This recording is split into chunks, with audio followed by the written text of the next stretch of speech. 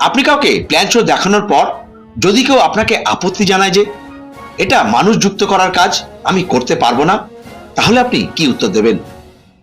একটা কথা মনে রাখুন, যখনই আপনি কোনো ফলো আপে এই টাইপের আপত্তির উত্তর দেওয়ার চেষ্টা করবেন, আপনি সেই ব্যক্তিকে প্রশ্ন করবেন। এখানে আপনার প্রশ্ন হচ্ছে উত্তর। তো প্রথমেই আপনি তাকে একটা প্রশ্ন করুন, একটা কথা মন দিয়ে ভাবুন এবং উত্তর দিন।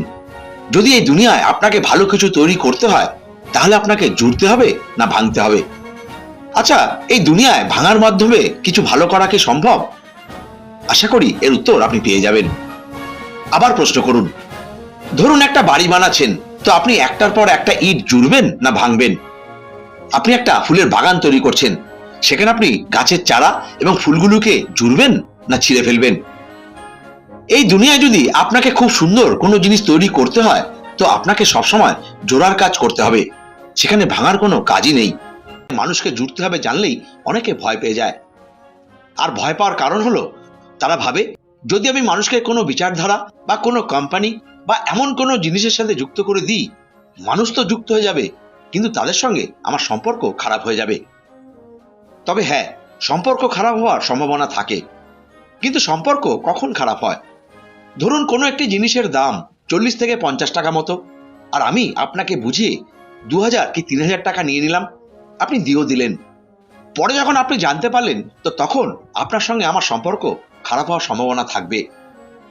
আবার ভাবুন, সেই 40 থেকে 50 টাকা দামের জিনিসটার জন্য আমি আপনার থেকে 60 কি 70 টাকা নিলাম, এবং জিনিসটি আপনার ভালো লাগলো এবং জিনিসটি ব্যবহার করে আপনি পরিতৃপ্ত হলেন। তাহলে বলুন, আপনার সঙ্গে আমার সম্পর্ক এখানে ভালো হবে না খারাপ হবে? নিশ্চয়ই সম্পর্ক আরো ভালো হবে। একটা কথা মন দিয়ে বুঝুন, এখানে জোড়ার বা যুক্ত করার মানে এই নয় যে আপনি এমন কিছু করছেন যা মানুষের ফেভারে নয়, যে কাজে শুধু আপনার নিজের লাভ হয়। এখানে যুক্ত করার মানে হলো যেখানে আপনার লাভ হলো এবং তার সাথে সাথে যাকে যুক্ত করতে যাচ্ছেন সেও লাভবান হলো এবং পরিতৃপ্ত হলো। আমরা কোথাও না কোথাও তো যুক্ত হয়েই থাকি। একবার ভাবুন তো, ফেসবুক কি করছে, ইনস্টাগ্রাম কি করছে, প্রত্যেকটি সোশ্যাল মিডিয়া কি করছে। আপনি দেখুন, তারা এই দুনিয়ায় একে অপরের সঙ্গে যুক্ত করেই চলেছে। শুধু তাই নয়, এই যুক্ত করার মাধ্যমে তারা ইনকামও করে চলেছে। ফেসবুক কোটি কোটি মানুষকে একটি জায়গায় যুক্ত করে দিয়েছে, আর অবশ্যই সেখান থেকে টাকা ইনকাম করছে। প্রত্যেকটি সোশ্যাল মিডিয়া তাই করছে।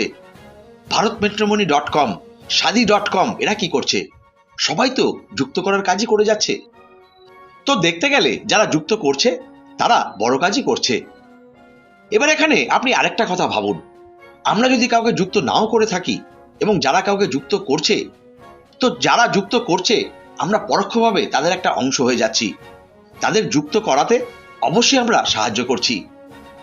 আপনি মানুষকে যুক্ত করতে চাইছেন না, আপনি মানুষকে নিয়ে টিম বানাতে চাইছেন না, কিন্তু মার্ক জুকারবার্গের একটি টিম আছে ফেসবুক, আপনি তো তার একজন অংশ।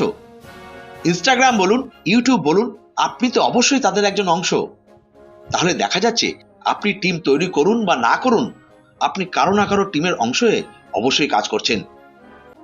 দলবদ্ধভাবে কাজের একটা দুর্দান্ত উদাহরণ দিই।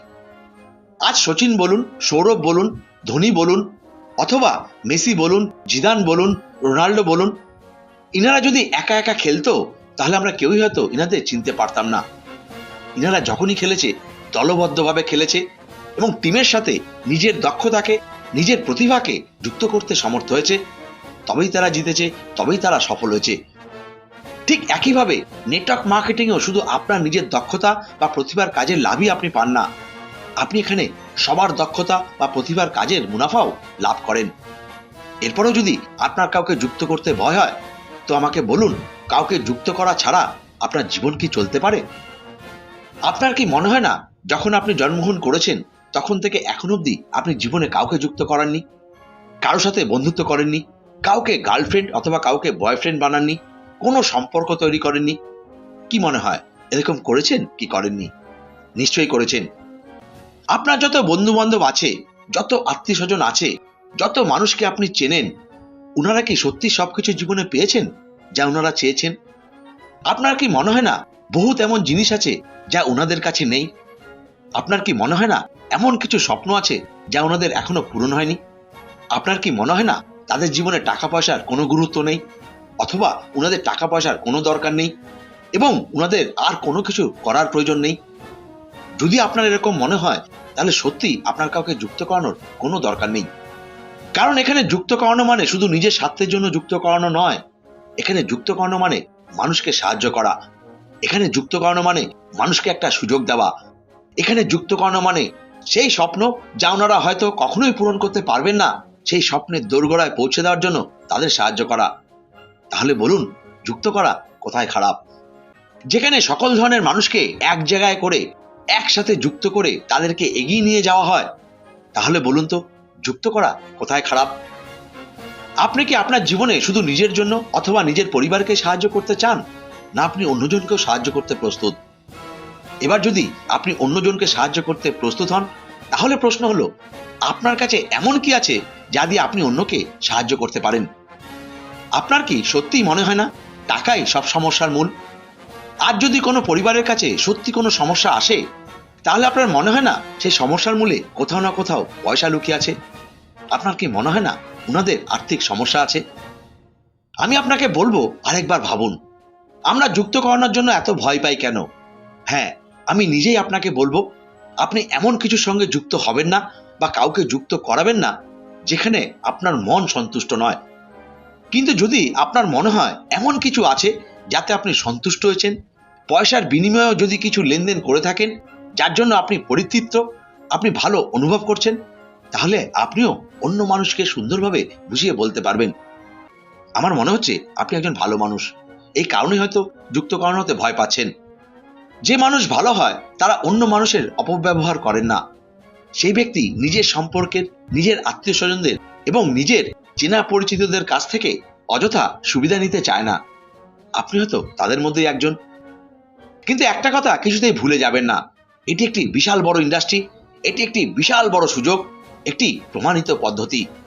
এবং আজ 25 বছর পরে ভারতবর্ষে নেটওয়ার্ক ইন্ডাস্ট্রি আইনগতভাবে স্বীকৃতি পেয়েছে। হ্যাঁ, হতে পারে আপনার কাছের কিছু মানুষ ঠকেছেন, কিছু মানুষের খারাপ অনুভব হয়েছে, তার মানে এই নয় যে এটা সবার সঙ্গে ঘটেছে। হতে পারে কোনো এক বন্ধু কাউকে ধোঁকা দিয়েছে, তার মানে এটা নয় যে সব বন্ধুরাই ধোঁকা দেবে। হতে পারে আপনার সঙ্গে কোনো খারাপ ঘটনা ঘটে থাকতে পারে, কিন্তু আমাকে বিশ্বাস করুন, এটি একটি বিস্ময়কর ইন্ডাস্ট্রি এবং আপনি জানলে অবাক হবেন আগামী 3 বছরে এই ইন্ডাস্ট্রি ভারতবর্ষে 5.2% বৃদ্ধি পাবে। অতএব আপনি বুঝতে পারছেন, আপনি যদি কাউকে যুক্ত করাতে নাও চান, অন্যরা কিন্তু আপনার জন্য বসে থাকবে না।